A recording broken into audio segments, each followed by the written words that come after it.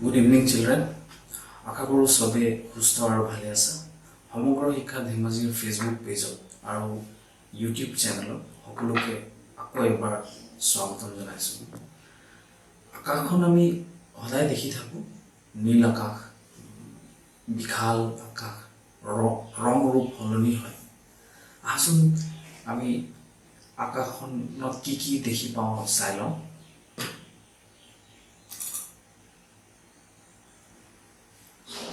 আমি আকাশত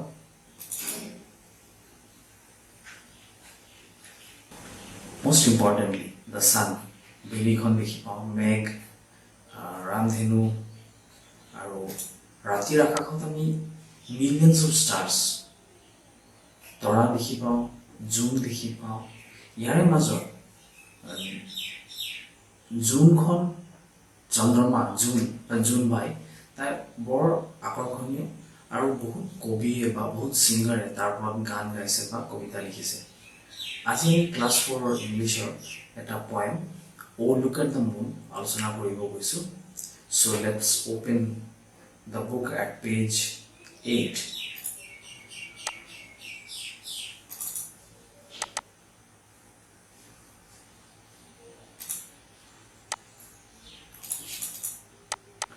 Oh, look at the moon. Look at the picture and say what time it is.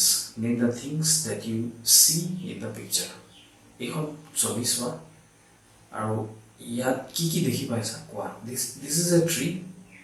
গছ এটা দেখি পাইছোঁ, গছৰ ডাল এটাত ফেঁচা বহি আছে। There is an owl sitting in one of the branches of the tree. এইটো কি হয়? This is a lamp post.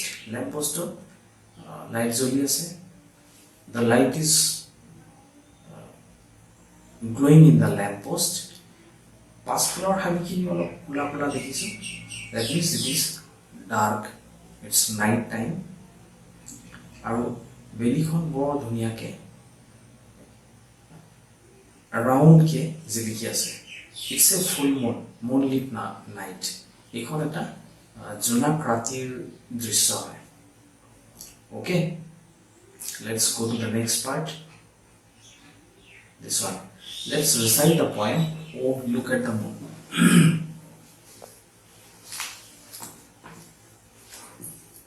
আমি ইয়াত OH to O pronounce কৰিব নালাগে. We'll just pronounce O.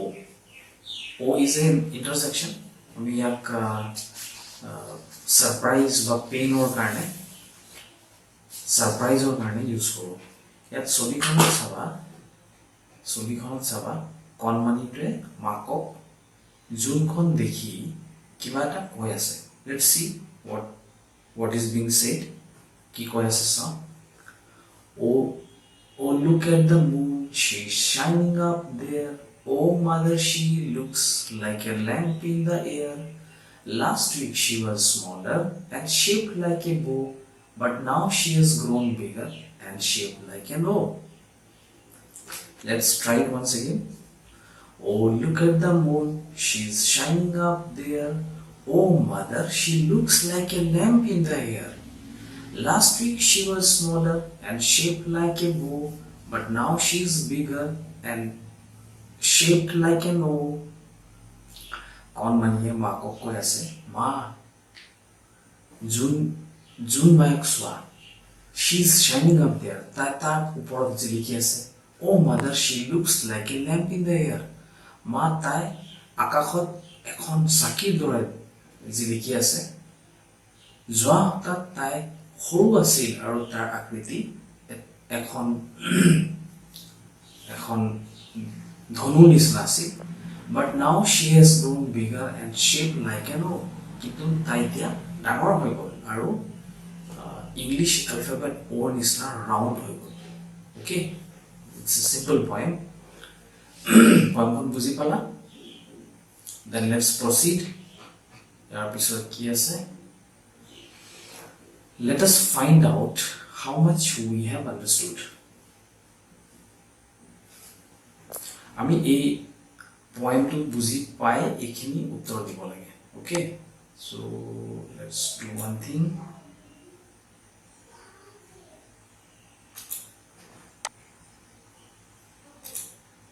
আমি ইয়াৰ উত্তৰ লিখি লওঁ these are very simple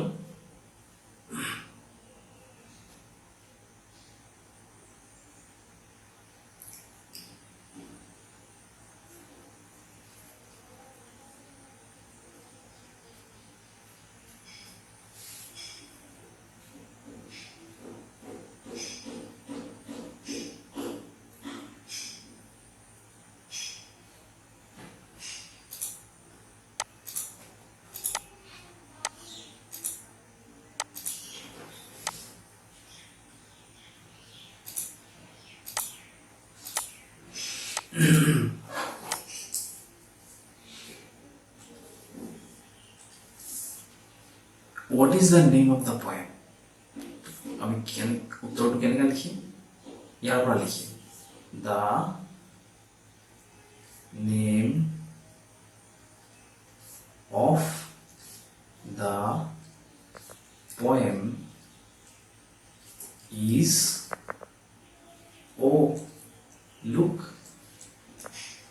at the moon. Very simple.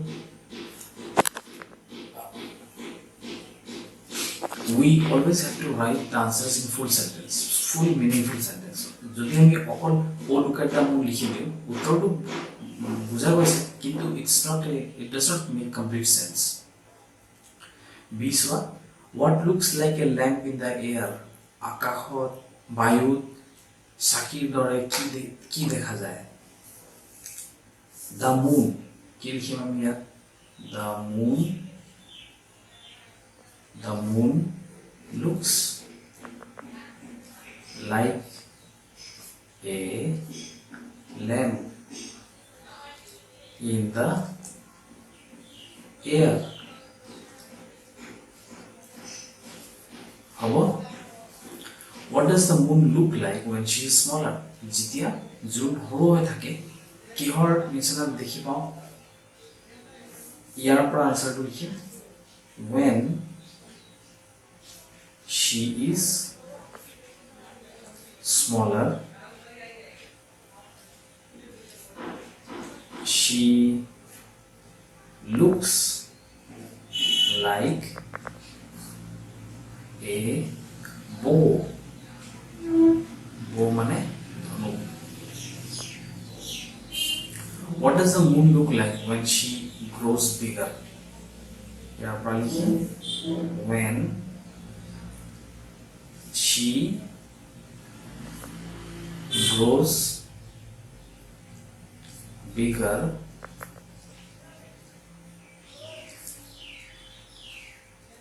she looks like an O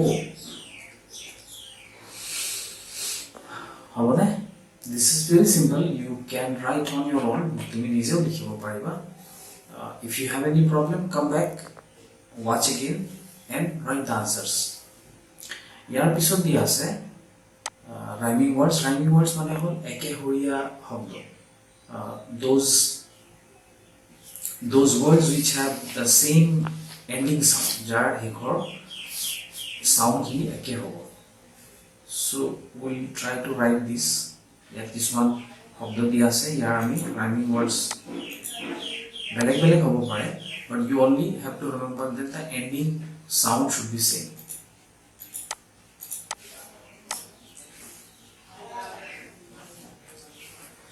took কি হ'ব took look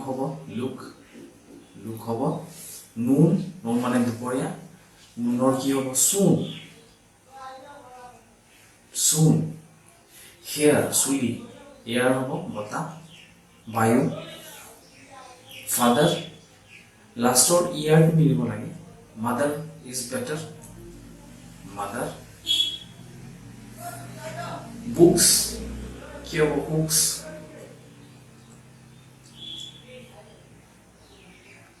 ramp camp হ'ব camp cow নাও হ'ব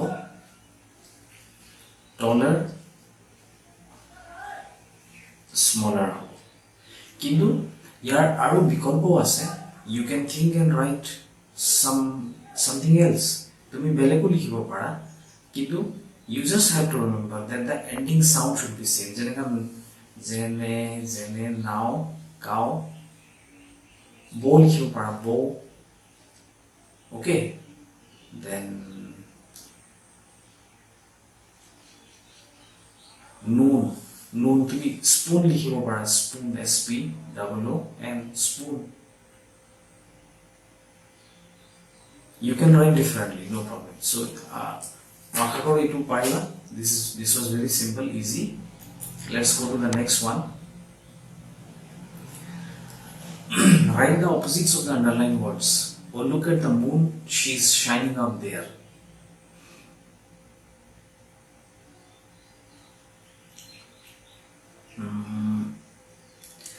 Opposite word ইয়াত ৰেখাঙ্কিত কৰা দুটা words আছে, underline কৰা আছে. ইয়াৰ আমি opposite বিপৰীত অৰ্থ শব্দ লিখিব লাগিব. We will write the opposite of these words. So for that, she মানে কি হয় তাই, তাৰ opposite word কি হ'ব, তাৰ opposite word হ'ব he.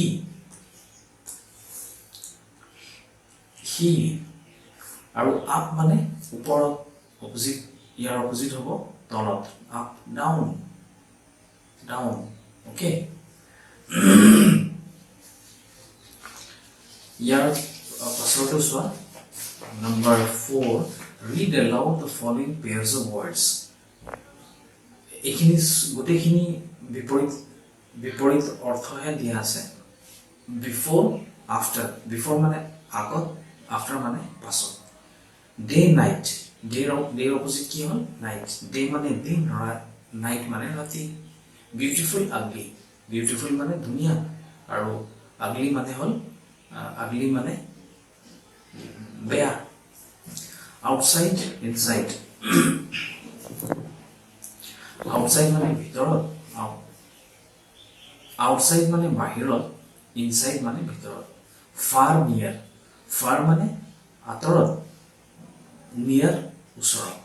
Pick throw. Pick মানে বুটলা, আৰু throw মানে দলিয়াই দিয়া. Okay, we'll go to the next one.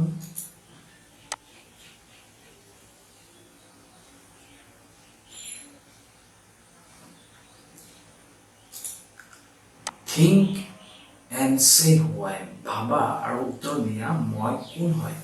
ইয়াত কিছুমান ইংগিত দিয়া আছে আৰু ছবিও দিয়া আছে. Still we'll try, read and see. I live in the sky. I live in the sky.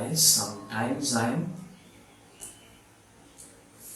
I live in the sky. Sometimes I'm small. Sometimes I'm big. I glow at night. Who am I? I am the. মই আকাশত থাকো, কেতিয়াবা মই ডাঙৰ হওঁ, সৰু থাকো, কেতিয়াবা ডাঙৰ হওঁ, মই ৰাতি জিলিকো. I am the moon. মই কি হয়? I am the moon. মই জোন হয়. This one. Okay. Next one.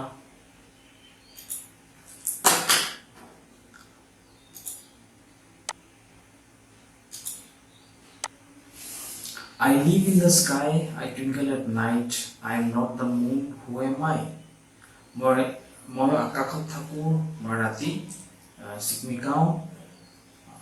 I am not the moon. মই জোন নহয়, মই কোন হয়. What is this one? This is I am a star. I am a star. মই তৰা হয়. I am hot. I am bright. I am big. I give light. মই গৰম, মই উজ্জ্বল, মই ডাঙৰ, মই পোহৰ দিওঁ. কোনে দিয়ে পোহৰ আমাক? The sun. আমাক পোহৰ দিয়ে বেলিয়ে. So this is the sun. Okay.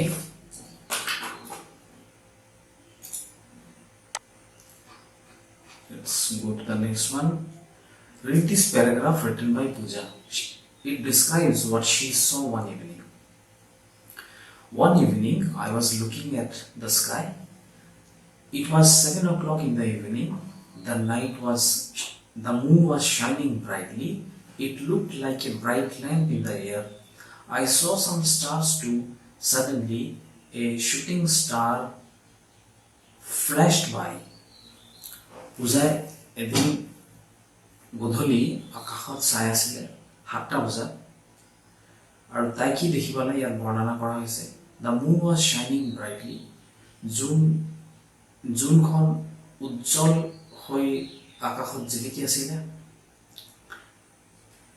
আকাশত যেন এটা ব্ৰাইট লেম্প এখন উজ্জ্বল চাকিৰ নিচিনা দেখা গৈছিলে I saw some stars too. মই কিছুমান তৰাও দেখিছিলোঁ আৰু suddenly a shooting star flashed by.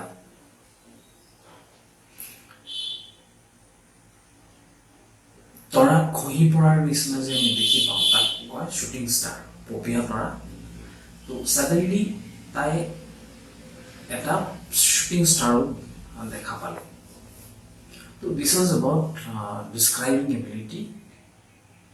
You will have to look at this picture and describe in your words. তুমি এখন ছবি চাই তুমি description ইয়াৰ লিখিবা ওকে তো ইয়াৰ কাৰণে আমি কি কৰিম এখন this will be your homework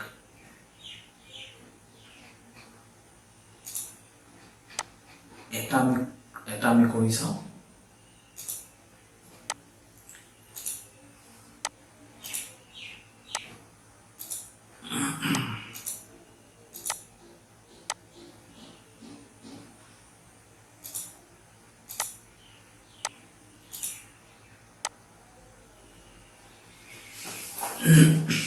এখন ছবিত আমি কি দেখি পাইছো নীল আকাশ বেলি জিলিকি আছে ৰামধেনু আছে মেঘ আছে চৰাই দুজনী উৰি আছে হেলিকপ্টাৰ এটাও উৰি আছে আৰু হেলিকপ্টাৰৰ কি ওপৰত গৈ আছে এখন এৰোপ্লেন তো we can write the sky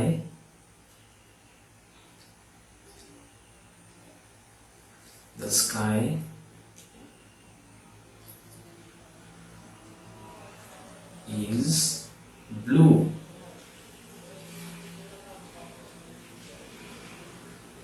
There is a rainbow.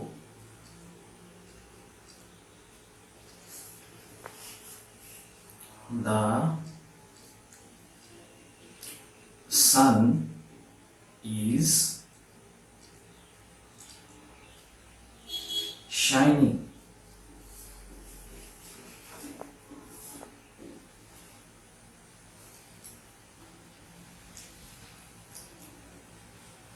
The sun is shining.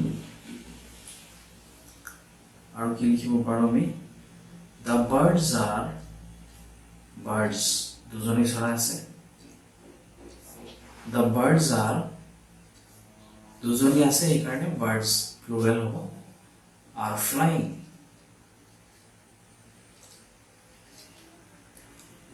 আৰু there are clouds in the sky আৰু an aeroplane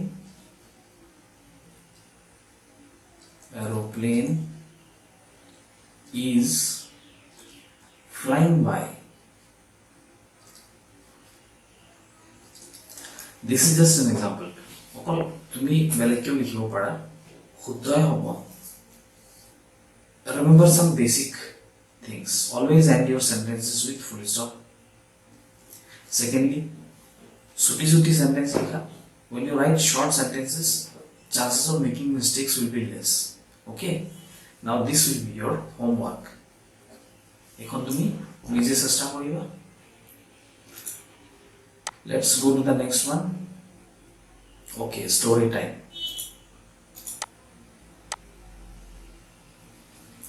read this story the wolf and the lamb wolf mane hol ukorikhia bag aru lamb hol bhera pony once upon a time there lived a wolf in a thick forest near a stream sheep goats cow from the village nearby came to the stream to drink water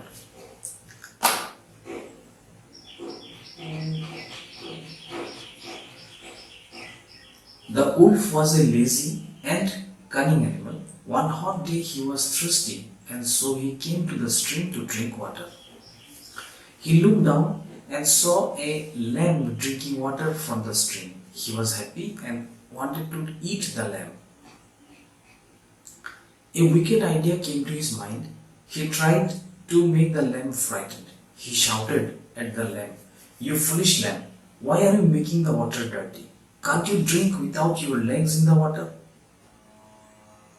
The lamb looked up and saw the wolf, but he was not frightened. He was a brave lamb. He replied politely, "But sir, you are wrong. The water is flowing from where you are standing to where I am standing. How can I make your water dirty?" The wolf did not find an answer, but he did not give up. He said, "6 months ago you called me stupid. Now you have to say sorry." The lamb replied politely again, "But sir, I am only 3 months old." The wolf had no answer and went away sadly. মই বুজাই দিছোঁ।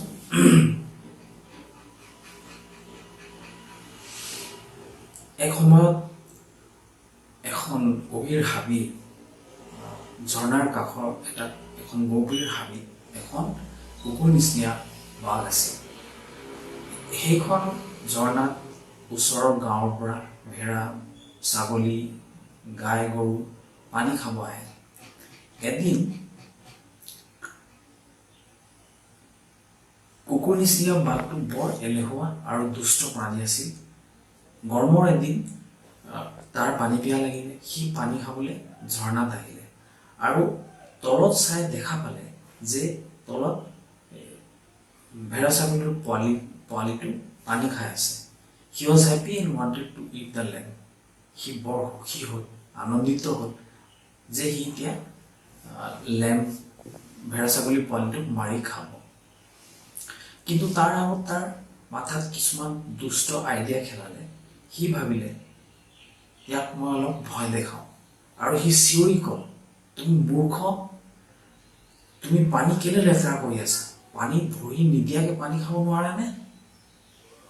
কিন্তু সেই সৰু ভেড়া ছাগলীৰ পোৱালিটো অলপো ভয়ভীত হোৱা নাই।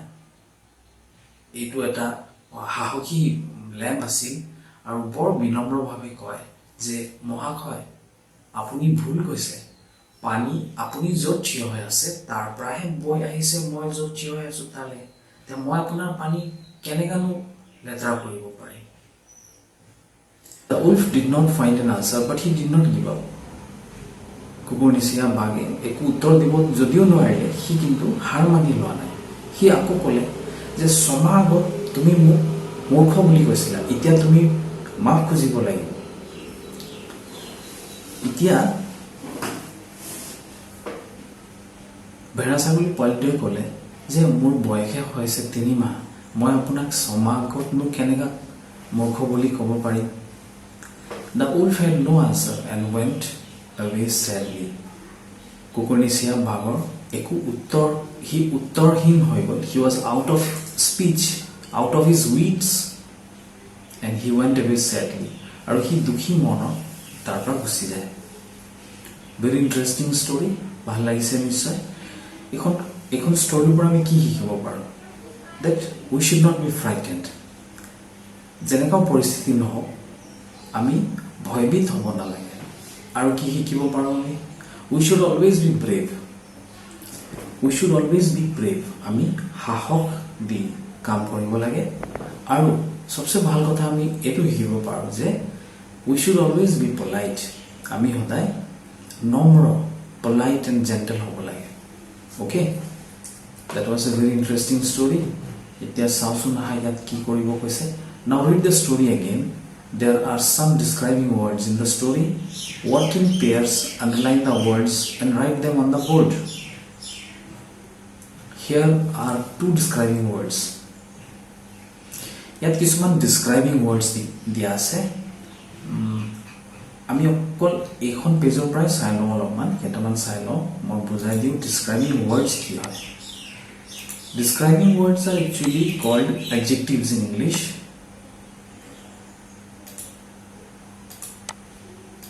মোৰ লাষ্ট ক্লাছটো মই কৈছিলোঁ যেতিয়া আমি ভাষা যিকোনো ভাষা কেলৈ শিকোঁ আমাৰ মনৰ ভাৱখিনি স্পষ্টভাৱে প্ৰকাশ কৰিবলৈহে আমাক ভাষাটো লাগে we need a language in order to express ourselves explicitly so without grammar this will not be possible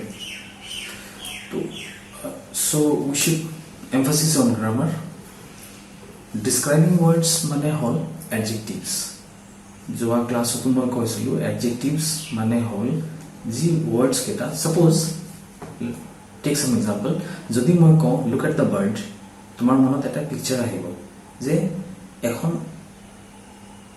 এখন চৰাই বহি আছে যদি মই কওঁ look at the green bird আৰু অলপ ভাল ক্লিয়াৰ পিকচাৰ আহিব মই এখন হেউজিয়া চৰাইৰ কথা কৈ আছোঁ যদি মই কওঁ look at the green bird with red beak তেতিয়া তোমাৰ আৰু ক্লিয়াৰ পিকচাৰ আহিব যে হেউজিয়া চৰাই ৰঙা ওট মানে হল ভাট চৰাই তো when we use these adjectives we are able to express ourselves more clearly ইয়াৰ পৰা আমি কেইটামান adjectives চাই লওঁ wicked idea কেনেকা idea wicked idea so the word wicked is describing idea then foolish lamb foolish is describing the word lamb okay then yes brave ako lamb ok describe kori ase bardana kori ase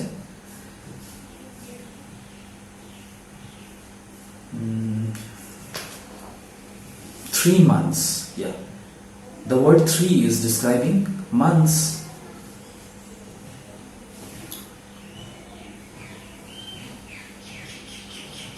yeah that is it so a underline kora words kiniye hol adjectives describing words yar agor page aru eta duta ase ekhini ami basi loi board khonot likhibo lage okay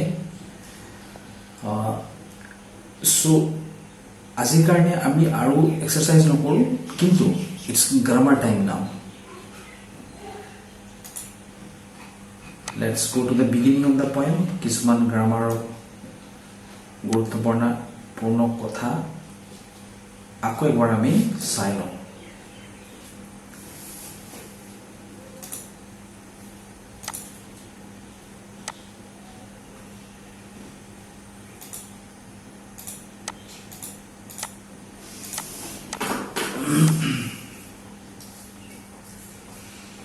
spelling or rule eta ase ya look at this word shining and look at this word shaped etu kenaga hoise this is actually shine s h i n e plus i n g aru etu kenaga ei word to kenaga hoisile s h a p e plus e d rule to whole when adding suffixes beginning with vowel to the words ending in e the final e is dropped jitia ami suffix vowel di start was suffix eta jog kori enekata shobdor logot jontu shobdor last of e ase tenahole he final e to drop hoy jabo so yat sabot tumi e to nai s h i n e i n g noy year spelling to hobo s h i n i n g shining aru yato e to drop hoy jabo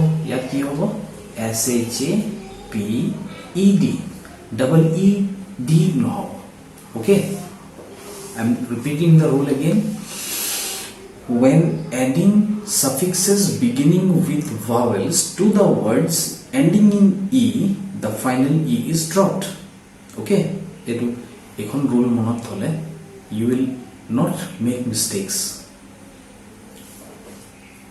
spelling mistakes no hobo aru eta small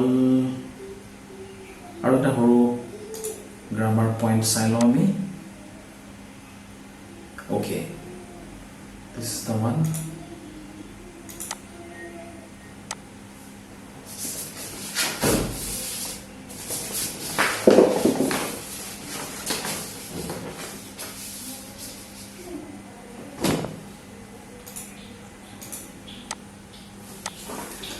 ইয়াত চোৱা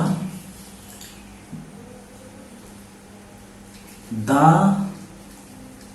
আৰু মুনত M capital আছে the rule here is moon মানে আমাৰ চন্দ্ৰমা বা June বাই বা June this is unique in this universe আৰু in our universe this is unique আমাৰ ইউনিভাৰ্সত এখন এটাই হয় যেনেকা বেলি এটাই আছে আৰু চন্দ্ৰমা এটাই আছে so this unique এখন যেহেতু এখন ইউনিক আছে তাৰ আগত ডেফিনিট আৰ্টিকল দা আহিব আৰু তাৰ ফাৰ্স্ট লেটাৰটো ক্যাপিটেল হ'ব দা সান বুলি লিখোতে সেম দা সান কিন্তু কেতিয়াবা আমি মুনজু লিখো স্মল লেটাৰ লিখো দা লিখো মুনজ প্লুৰালত লিখি দিও ইয়াৰ মানে হল মুন মানে হল এটা moon is actually this moon our beloved chandrama or our junbai is a part of the earth tenega aru se planets ase he gotekhini planets or dher artificial satellites ase he keta ko moons ba moon buli koa hoy mercury aru venus eri mercury aru venus etao artificial satellite nai upagraha nai কিন্তু স্যাটাৰ্ণৰ 62 moons আছে আমাৰ যেনেকা এটা আছে চন্দ্ৰমা বা জুনবাই স্যাটাৰ্ণৰ 62 আছে আৰু জুপিটাৰৰ আছে 69 so these are called moons so you have to remember that moon when we are writing the moon it refers to our chandrama ba junbai and therefore we have to write the definite article the and the M, the beginning, the first letter should be in capital M. Okay, that's it for today. We'll meet once again very soon. Moi ketaman activities moi eri goi asu ei karone je ami oti hunkale akko log pam and we'll continue. Until then, take care of yourself, stay safe and stay healthy.